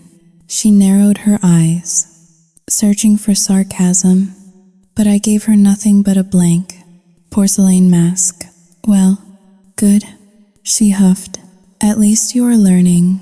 I turned and walked up the stairs. I went into the bathroom, the same bathroom where Mark had staged his performance the night before. I turned on the shower. I stepped under the hot water, letting it scald my skin. I needed to wash the feeling of his hands off me. I needed to wash the last 5 years down the drain. I did not cry in the shower. I stood there, eyes open, staring at the tiles. The tragedy was not that I was losing my husband. The tragedy was that the husband I was mourning had never existed. I was a widow to a phantom, but the Scarlet who stepped out of that shower was not the same woman who had stepped in. The woman who stepped in was a victim, a confused wife trying to save a drowning man. The woman who stepped out was a shark. Mark wanted to talk about purity? Fine. I would purify his life. I would strip him of everything he had, layer by layer, until he was as naked and vulnerable as he had made me feel. He wanted a tragedy? I would give him one. But this time, I would be the one writing the script. I wrapped a towel around myself and walked into the bedroom. I went to my closet, or what was left of it. I pulled out the dress Mark hated the most. A sharp, structured black dress that made me look like a chief executive officer, not a housewife. I put it on. I applied red lipstick. The shade he said was too aggressive. I sat in the chair by the window and waited. I was not waiting for my husband. I was waiting for my prey. The stage was set. I had spent the afternoon transforming the dining room into a theater of war, disguised as a scene of domestic surrender. I polished the mahogany table until it gleamed like a dark mirror. I arranged a centerpiece of white lilies, the flowers of funerals and apologies. And nestled within the dense foliage was a small, high-definition camera, its lens no larger than a button, pointed directly at the head of the table. Another camera was hidden on the bookshelf, wedged between a first edition of Hemingway and a brass bookend. A third was clipped discreetly to the top of the curtain rod, offering a panoramic view of the room. I had tested the angles. I had tested the audio. Everything was recording to a secure cloud server that Mark could not access, even if he smashed every device in the house. I checked my appearance in the hallway mirror. The black dress was severe, armor-like. I softened it with a string of pearls, fake ones, since Mark had sold the real ones. I applied a touch of powder to make myself look paler, more fragile. I needed to look like a woman on the verge of collapse, a woman beaten into submission by her own guilt. At 6 o'clock, the doorbell rang. It was not Mark. It was Mr. Abernathy, the family lawyer Mark had insisted we use. Abernathy was a man who smelled of cigar smoke and expensive scotch, the kind of attorney who specialized in making wealthy men's problems disappear. He carried a leather briefcase that looked heavy enough to contain a body. "Good evening, Mrs. Reynolds," Abernathy said, stepping into the foyer without wiping his feet. He looked around the house with an appraising eye, as if calculating its liquidation value. "I understand we are finalizing the post-nuptial agreement tonight." "Yes," I said, keeping my voice low and tremulous. "Mark said it was the only way to save our marriage." Abernathy gave a grunt that might have been sympathy, but was likely just indigestion. "Smart man. Your husband. Protecting assets is the cornerstone of a stable union. Please, make yourself comfortable in the dining room." I said, "Mark and his mother should be down any minute." I watched him walk away, his heavy footsteps echoing on the hardwood. The first actor had taken his mark. Moments later, I heard the heavy tread of Mark's boots on the stairs, followed by the clicking of Helen's heels. They entered the dining room with the energy of conquering generals arriving to accept a surrender. Mark was wearing a fresh suit, his hair slicked back, his face flushed with anticipation. Helen wore a triumphant smirk that distorted her features into something grotesque. "Ah, Abernathy," Mark boomed. shaking the lawyer's hand vigorously. Good to see you. I trust you brought the paperwork, drafted, and ready for signature, Abernathy said. Patting his briefcase, Mark turned to me. His eyes were bright, almost feverish. He walked over and placed a hand on the back of my neck. It was a gesture of dominance, a squeeze that was just a little too hard to be affectionate. You look beautiful, Scarlett, he said, his voice dripping with faux sweetness. But you seem nervous. There is no need to be nervous. This is a happy occasion. We are fixing us. I forced a weak smile and looked down at my hands. Saootsinghal Ling. 2# is greater than, I just want to do the right thing. Mark, you are. Helen Chimedin, taking her seat at the table. You are finally taking responsibility for your sinful past. It is about time. We all sat down. The atmosphere was thick with tension, but to them, it smelled like victory. I had prepared a roast, ironically similar to the one Mark had destroyed at Thanksgiving. I placed the platter in the center of the table, perfectly aligned with the camera in the lilies. Shall we eat first? I asked. Or sign? Sign first. Mark said immediately. He could not hide the hunger in his voice. He was practically vibrating. Let us get the unpleasantness out of the way so we can enjoy the meal as true partners. Abernathy opened his briefcase and slid a thick stack of documents across the polished wood. The paper made a dry, rasping sound. Mark handed me a pen. It was a heavy, expensive fountain pen. Here, he said, use this. I took the pen. My hand trembled. A calculated affectation. I looked at the document. The bold letters at the top read, Post-nuptial asset transfer and agreement. I hesitated. I let the silence stretch out, taut as a bowstring. Mark, I whispered, I just have a few questions before I sign. Mark's jaw tightened. He exchanged a look with Abernathy. Scarlett, we discussed this, he said, his voice dropping an octave. No more stalling. I am not stalling, I said, looking up at him with wide, tear-filled eyes. I just need to hear you say it. I need to know that this is really about love, that this is not Saootsinghal Ling. 2# is greater than that. This is not just about money. Mark laughed. A short, sharp bark. Money? Scarlett, do not be vulgar. This is about trust. You destroyed my trust with your deception. This document simply restores the balance of power. It proves you are willing to bleed for me. So, I continued, pressing gently. If I sign this house over to you, Saootsinghal Ling, 2# is greater than if I give you 80% of my inheritance.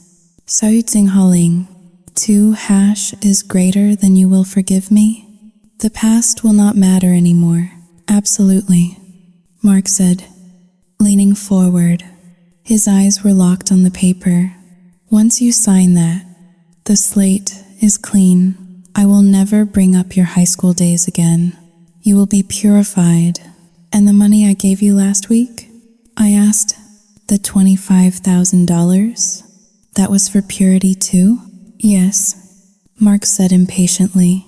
It was a gesture, a down payment on your redemption. Now sign the damn paper. I looked at Helen. She was nodding encouragingly, like a coach urging a runner across the finish line. Do it. Scarlett, Helen said, be a good wife. Stop being so selfish. Mark needs this security. He has been so depressed. He nearly killed himself. I remember. Do you want that on your conscience? I took a deep breath. I looked at the camera hidden in the flowers. I needed more. I needed the smoking gun. But Mark, I said, my voice shaking, what if Sao Yu Jing Hao Ling. 2 hash is greater than what if you leave me?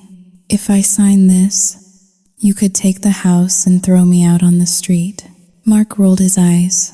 He slammed his hand down on the table, making the silverware jump.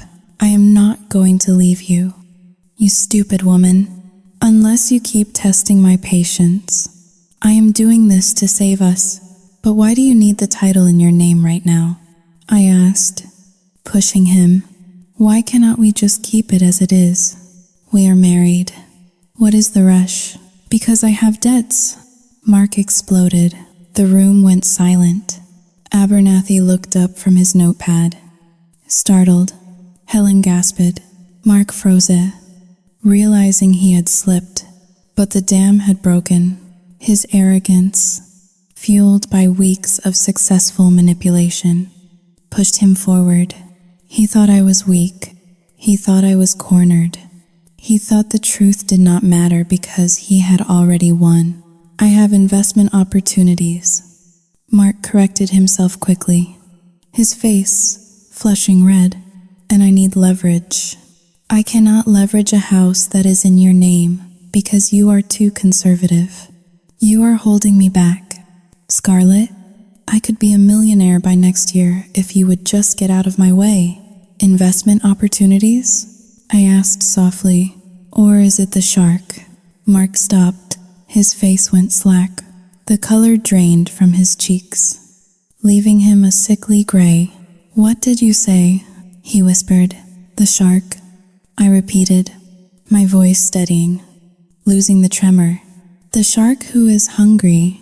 The one who wants $200,000 by Friday, or he starts breaking fingers. Mark stared at me. His mouth opened and closed, but no sound came out. And Crystal, I added, from the gym. The one who is waiting for her ring. The one who thinks I am a cash cow. Helen stood up, knocking her chair over. What is she talking about? Mark, who is Crystal? Mark looked at me, his eyes wide with a mixture of terror and confusion. He looked at the iPad sitting on the sideboard, then back at me. You, Sao Jing Hao Ling, 2 hash is greater than you looked at my messages. He stammered. I did. I said. I stood up slowly. I did not look fragile anymore. I did not look beaten. I looked like the person who owned the deed to the house he was standing in. You invaded my privacy, Mark shouted, trying to regain control with anger. That is illegal. That is Sao Jing Hao Ling, R. Jing Hao Dayu. Shut up, Mark, I said. The command was quiet, but it cracked through the room like a whip. Mark snapped his mouth shut. I walked over to the sideboard and picked up a remote control. I pointed it at the large television mounted on the wall. I think Mr. Abernathy should see this. Do not you, I said. I pressed play. On the screen, a series of screenshots appeared. The text messages with the loan shark, the explicit conversations with Crystal, the mocking texts about his suicide performance. Mark, she is pathetic. She is so desperate. Sao Jing Hao Ling. 2 hash is greater than I actually squeezed out a few tears. The silence in the room was absolute. The only sound was the hum of the refrigerator and Mark's ragged breathing. Abernathy adjusted his glasses, leaning in to read the screen. He let out a low whistle. This, Sao Jing Hao Ling, 2 hash is greater than this changes things. The lawyer muttered. Helen was staring at the screen, her hand over her mouth. You, Sao Jing Hao Ling, 2 hash is greater than you have a mistress? Helen whispered. And gambling debts? Mark, you told me you were investing in tech startups. You told me Scarlett was the one draining your accounts. Mark turned on me, his face twisting into a mask of pure hatred. He lunged across the table. You bitch, he screamed. You set me up. He grabbed the stack of papers and tore them in half. I am not signing anything, he roared. This is entrapment. I stood my ground, unflinching. Actually, Mark, I said calmly, you are right. I am not signing that, but you are going to sign something else. I reached under the table and pulled out a different folder. I tossed it onto the table in front of him. What is this? He spat. Divorce papers. I said, and a restraining order. Mark laughed. A manic, desperate sound. A restraining order? For what? I never hit you. No, I said, but you extorted me. You blackmailed me. You committed fraud. And you threatened self-harm to coerce me into signing over assets. That is emotional abuse, Mark. And in the state of Connecticut, it is grounds for immediate removal from the home. I pointed to the lilies. Smile. Mark, you are on camera. Mark spun around and saw the lens glinting in the flowers. He looked at the bookshelf. He looked at the curtain rod. The blood left his face completely. You recorded this? He whispered. Every word. I said, I have you on tape, admitting that the post-nuptial agreement was a sham. I have you admitting you only wanted the house for leverage. I have you admitting the purity fee was extortion. I turned to the lawyer. Mr. Abernathy, you are a witness. You heard him say he needed the money for debts. You heard the coercion. Abernathy stood up, closing his briefcase with a snap. I cannot represent you. Mr. Reynolds, Abernathy said coldly, this is a conflict of interest, and frankly, a criminal matter. I am leaving. Wait, Mark cried, grabbing the lawyer's arm. You cannot leave me. She is lying. She doctored the texts. Abernathy pulled his arm free with a look of disgust. Good luck, son. You are going to need it. The lawyer walked out.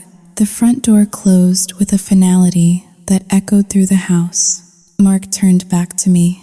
He was trembling, but this time, it was not an act. He was a trapped animal. You think you are so smart, he sneered, but you cannot kick me out. I have rights. This is my marital home. Not anymore. I said. I pulled my phone from my pocket and dialed a number. Hello, Officer Miller? I said into the phone, never breaking eye contact with Mark. Yes, I am ready. He is here, and he is becoming aggressive. Please come in. Mark's eyes widened. You called the police? They have been parked down the street for 20 minutes. I said, I showed them the texts about the shark this morning. I showed them the threat about breaking fingers. They agree that you are a danger to yourself and others. And since you have brought a criminal element into my home, a loan shark who threatens violence, I obtained an emergency protective order an hour ago. Sirens wailed in the distance. Growing louder by the second, blue and red lights began to flash against the dining room windows, painting Mark's face in alternating shades of panic. You cannot do this to me, Mark screamed. I am your husband. You are a con artist. Mark, I said, my voice cold as ice. And your show is over. Helen rushed forward, grabbing my hands. Scarlett, please, do not let them arrest him. He is sick. He needs help. We can fix this. I will make him apologize. I pulled my hands away from her. You helped him. Helen, you helped him gaslight me. You told me I was dirty. You told me to sell my father's watch. You are just as guilty. I pointed to the door. Get out of my house. Both of you. The front door burst open. 2 uniformed officers stepped into the foyer. Mark Reynolds? One of them called out. Mark looked at the police, then at me. For a moment, I thought he might attack me. His hands curled into fists. But then he looked at the camera and the flowers. unblinking and impartial. He slumped. His shoulders collapsed. The arrogance evaporated, leaving behind only a small, pathetic man who had gambled everything and lost. "This is not over, Scarlett," he hissed as the officers approached him. "I will take half. I will drag you through the mud." I walked over to the table and picked up the wine glass he had poured for himself. I took a slow sip. "You have nothing, Mark," I said softly. "You have no money. You have no job. You have massive debt. And now, you have a criminal record."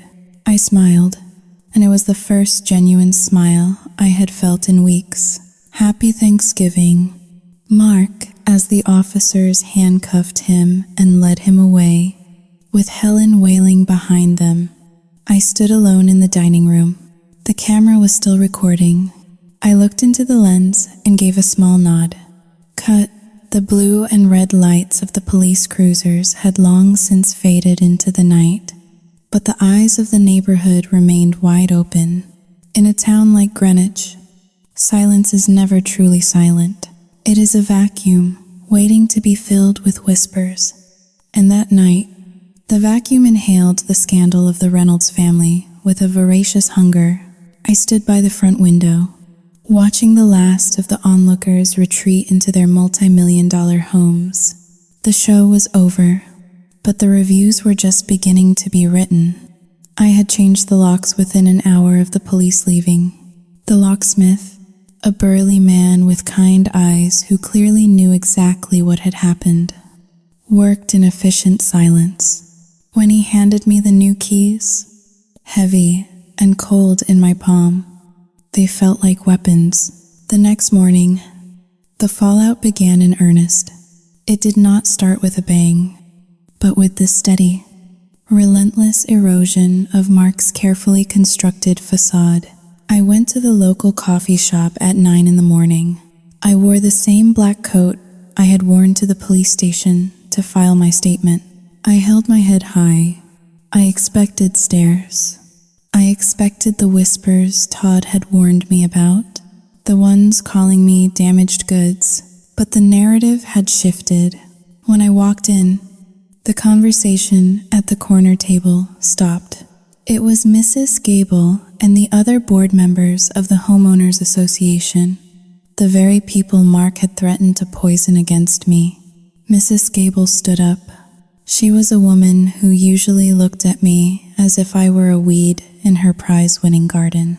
"Scarlett," she said, her voice unusually soft, "we heard about Xiaoyu Jinghaoling. 2 hashes greater than the disturbance last night. The police report is already circulating on the neighborhood watch application." I paused, clutching my handbag. I assumed she was going to ask me to leave, to spare the neighborhood further embarrassment. "I am so sorry, Mrs. Gable," I said, channeling the perfect image of a dignified victim. "I never wanted to bring drama to the street."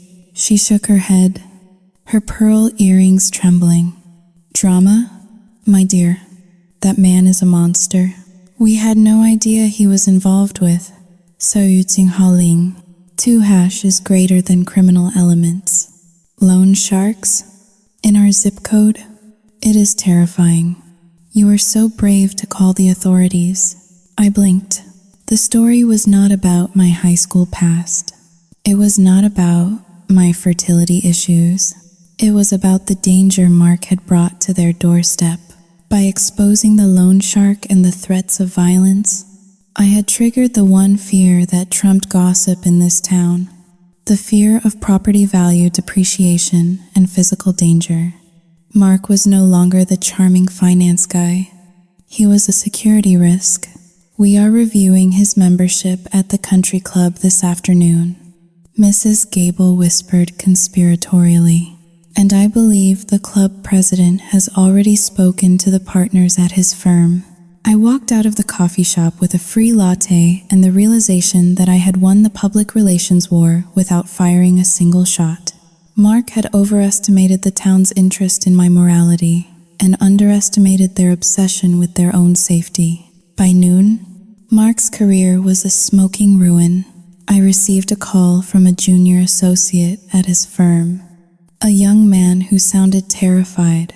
He told me that the partners had seen the police report, which had conveniently been leaked to a local business blog, and the allegations of gambling debt and fraud. In the world of wealth management, managing other people's money while owing 6 figures to a bookie is not just a firing offense. It is professional suicide. Mark had been terminated effective immediately for violating the morality clause in his contract. His licenses were under review. He was toxic, but the true devastation was reserved for Helen. For Helen, reputation was oxygen. She lived to judge others, to sit on her high horse and look down at the sinners. Now, the horse had bolted, and she was lying in the mud.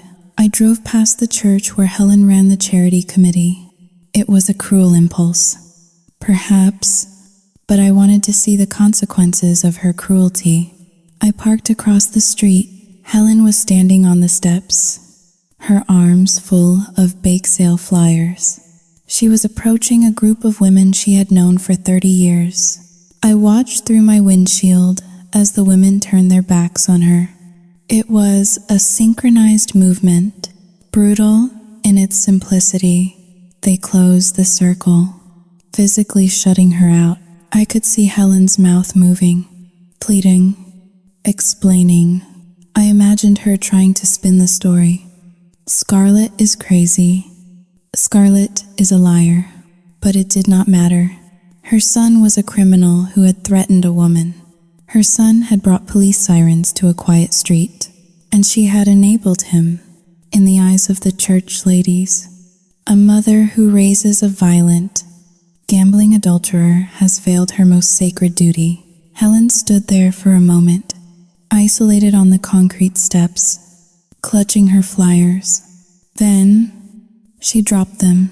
They scattered in the wind, white sheets of paper blowing across the parking lot like surrendering flags.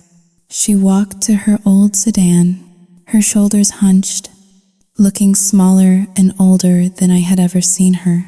Inner monologue, I should feel pity. That is what a good person would feel. A good person would see an old woman losing her community and feel a pang of sympathy. But I am done being a good person. Being good got me gaslighted. Being good got me robbed. Being good nearly cost me my home. I watch her crumble, and all I feel is the cold, hard satisfaction of a balanced equation. She wanted to talk about purity. This is what purification looks like. It is fire. The final blow came 2 days later. I was in the garden, deadheading the roses that had survived the frost, when a tow truck pulled into the driveway. Behind it was a black sedan with tinted windows. Mark got out of the sedan. He looked like a ghost of the man who had flipped the Thanksgiving table. He was wearing the same suit he had been arrested in, now rumpled and stained. He had not shaved. His eyes were darting around nervously, checking the bushes, checking the street corners. He walked up the driveway, but stopped at the property line. He knew better than to cross it. The restraining order was a 50-yard, invisible electric fence. "Scarlett," he called out. His voice was cracked, desperate. I did not look up from my roses. I snipped a dead bloom with a satisfying snick. "Please, Scarlett, I need my car," he shouted. "I need to get out of town. They are looking for me." I finally looked up. I gestured to the tow truck driver, who was already hooking chains to the undercarriage of Mark's leased BMW. "The lease is in my name. Mark," I called back calmly, "and since you are no longer employed, and I am no longer willing to support a man who extorts me, I am returning it." "No," Mark screamed, running toward the truck. "You cannot do this. That is my car. It is how I get around." How am I supposed to leave? The tow truck driver, a massive man who looked like he ate rocks for breakfast, stepped in front of Mark. Back off, pal, the driver growled. Lady signed the papers. Car goes back to the dealership. Mark fell back, looking at me with eyes full of pure, unadulterated panic. Scarlett, please, he begged, tears streaming down his face. You do not understand. The shark, Xiao Yuting Hao Ling, 2# is greater than he knows I lost the house. He knows I have no money. If I stay here, he will find me. You are signing my death warrant. I walked slowly down the driveway, stopping 10 feet away from him. I looked at the man I had married, the man who had called me a cash cow, the man who had planned to declare me mentally unstable. You should have thought about that before you bet money you did not have. I said, but I did it for us. He lied. Even now, he could not stop lying. It was pathological. I looked at him with a gaze devoid of any warmth. You wanted a purity fee. Mark, you wanted me to pay for my past. Well, now you are paying for yours. I turned my back on him. Get off my sidewalk, I said over my shoulder, before I call Officer Miller again. Mark watched helplessly as the tow truck dragged the BMW away, the tires screeching against the asphalt. He was left standing on the sidewalk with nothing but the clothes on his back and a plastic bag of personal items the police had given him. He looked left. He looked right. He was exposed. He was vulnerable. For the first time in his life, Mark Reynolds was exactly who he feared he was, a nobody.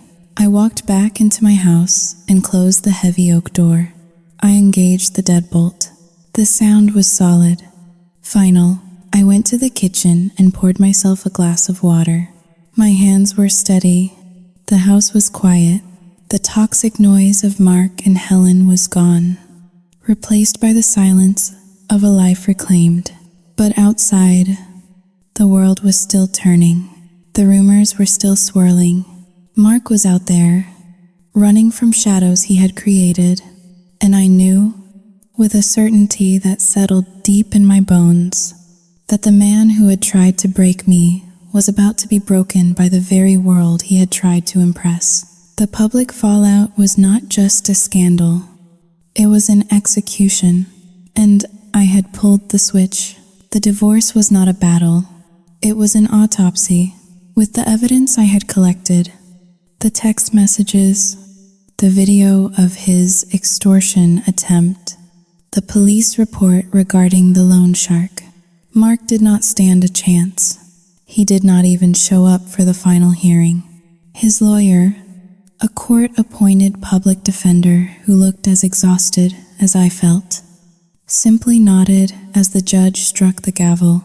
Granted, the word echoed in the empty courtroom like a stone dropped into a deep well.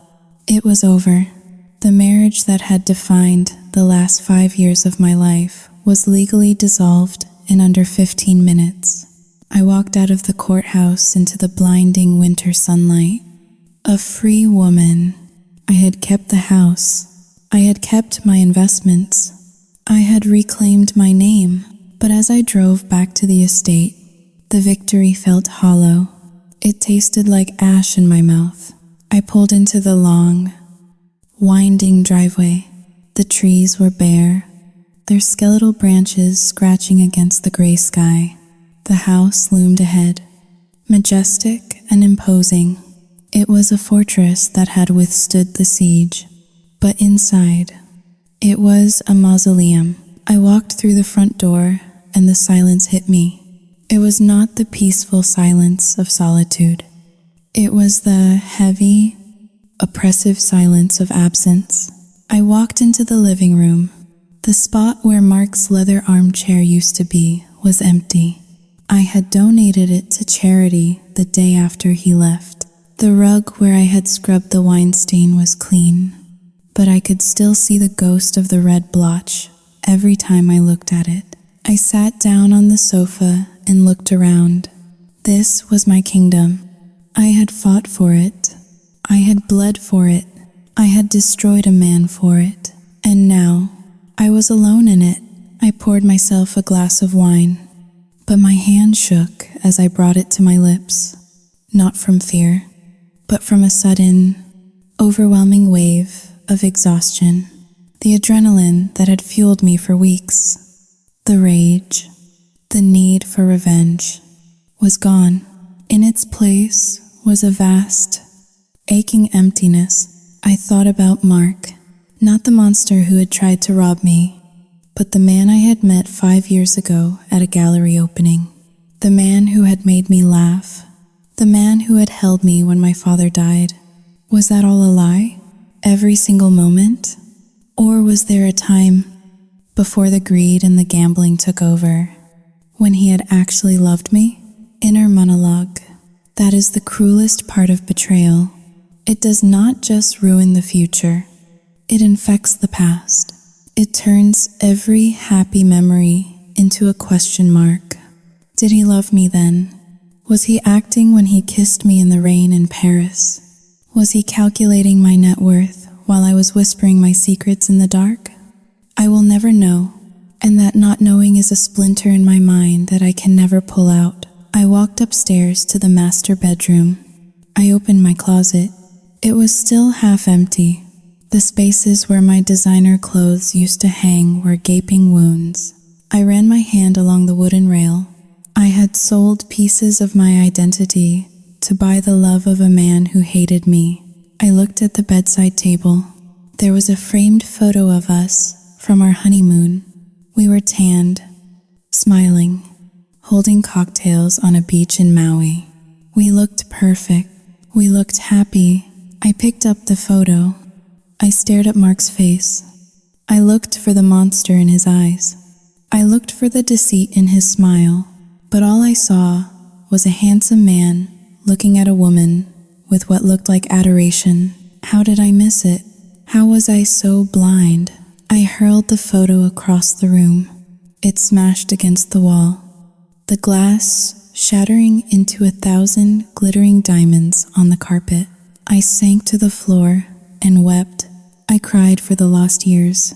I cried for the baby we never had. I cried for the naive, trusting Scarlett, who had believed in fairy tales. I cried because I had won, and winning felt terrible. The days that followed were a blur of gray. I went through the motions of living. I worked, I ate, I slept, but I was a ghost haunting my own life. The town had moved on. The scandal had faded, replaced by newer, fresher gossip. Mrs. Gable waved at me when I drove by. The barista at the coffee shop knew my order again. I was the survivor. I was the brave woman who had kicked out the bad husband, but they did not see the nights I spent pacing the halls, checking the locks 3 times. They did not see the way I flinched when a car backfired. They did not see the way I scanned every room for cameras, even though I knew I was the one who had planted them. One evening, I received a letter in the mail. It had no return address. The handwriting was shaky, barely legible. I opened it. Scarlett, I am in a shelter in New Jersey. I have nothing. The shark took my watch. He took my wedding ring. I am sleeping on a cot. I am cold. I know I messed up. I know I hurt you. But please, if you ever loved me, send me something. $50, $20, just enough for a warm coat. I am begging you. Love. Mark. I stared at the letter. The paper was cheap, stained with what looked like coffee or maybe tears. A part of me, the old Scarlett, the fixer, wanted to reach for my checkbook. He was human. After all, he was suffering. Was it not cruel to leave him to freeze? But then I remembered the text messages. Cash cow, pathetic, stupid. I remembered the purity fee. I remembered the look in his eyes when he told me I was damaged goods. I walked to the fireplace. I struck a match. The flame flared to life. Orange and hungry, I held the corner of the letter to the flame. I watched the paper curl and blacken. I watched Mark's desperate, sprawling handwriting disappear into smoke. I did not feel joy. I did not feel triumph. I felt a cold, clinical resolution. I dropped the burning letter into the grate and watched it turn to ash. I am not your bank anymore. Mark, I whispered to the fire, and I am not your wife. I walked to the window and looked out at the garden. The winter was ending. Small green shoots were pushing up through the frozen earth. Life was returning. It always did. The scars on my heart were still raw, but they were beginning to scab over. I was damaged. Yes, but I was still standing. I was still the owner of this house. I was still the architect of my own life. The aftermath was not the end. It was simply the space between the explosion and the rebuilding. And as I looked at the first crocus blooming in the snow, I realized that I was ready to start clearing the rubble. The sold sign on the front lawn looked less like a victory banner and more like a tombstone. It marked the death of a lineage, the end of 3 generations of my family occupying this estate in Greenwich.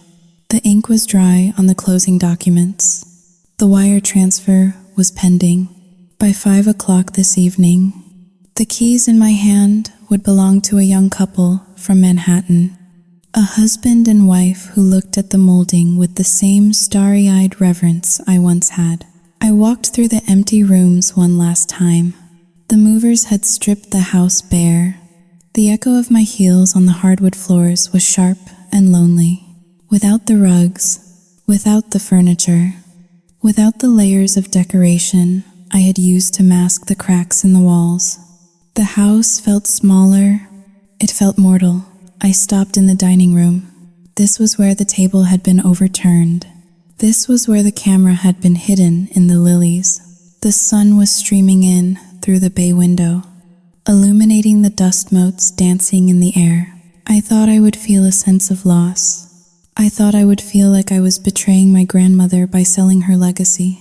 But as I stood there, I realized the house had not been a sanctuary.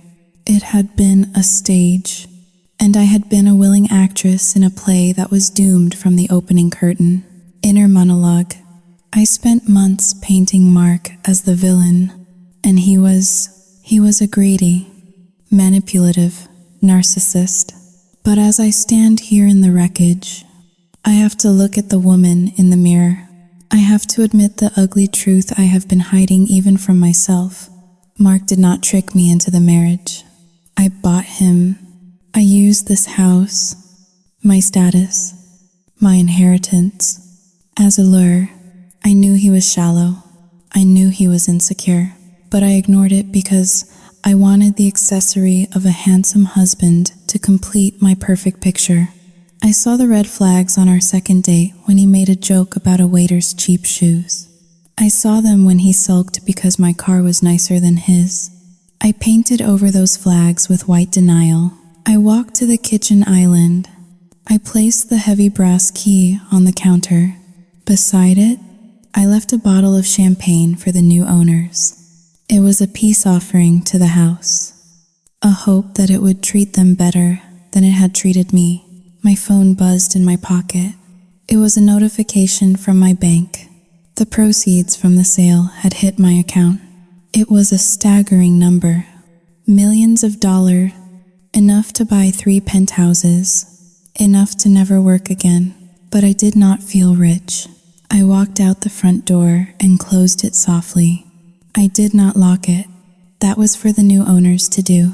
I walked to my car, a sensible sedan I had bought to replace the luxury SUV. I threw my bag into the passenger seat. As I backed out of the driveway, I looked at the house in the rearview mirror. It stood stoic and grand, indifferent to my departure. It would absorb the next family's drama, just as easily as it had absorbed mine. I was not moving to a penthouse. I was not staying in Greenwich. I had bought a small, fixer-upper farmhouse in Vermont, 200 miles away, a place with no history, a place where nobody knew the name Scarlett Reynolds, a place where the walls were not soaked in the memories of arguments and deceit. I drove past the town center. I drove past the consignment shop where my designer clothes had been sold. I drove past the courthouse where I had severed my legal ties to Mark. I thought about the $25,000, the purity fee. Mark had called it a fee to cleanse my past. In a twisted irony, he was right. I had paid it. I had paid it with money, with humiliation, with the destruction of my home. But I had gotten what I paid for. I was pure now, not in the way Mark meant, but in a way that mattered. I was stripped of my illusions. I was stripped of my need to be perfect. I was stripped of the desperate, pathetic desire to be loved for what I owned rather than who I was. Inner monologue. I am not innocent. I am not a saint. I destroyed a man. I ruined his life with a cold, calculated efficiency that scares me sometimes. I found a darkness inside myself that I never knew existed, and I unleashed it without hesitation. Does that make me a monster? Maybe. Or maybe it just makes me real. I am no longer the porcelain doll in the velvet dress. I am the jagged edge of the broken plate. I merged onto the highway, the engine humming beneath me. The road ahead was gray and open. I turned on the radio. A song was playing, something upbeat and about new beginnings. I turned it off. I preferred the silence. I touched the empty space on my ring finger. The skin was still a little paler there, a ghost of the bond that had strangled me. I paid the fee. I whispered to the rushing wind outside the window, and now, for the first time in my life, I own myself. I pressed my foot down on the gas pedal, leaving the town, the house, and the girl I used to be in the rearview mirror, shrinking until they were nothing but a speck of dust on the horizon.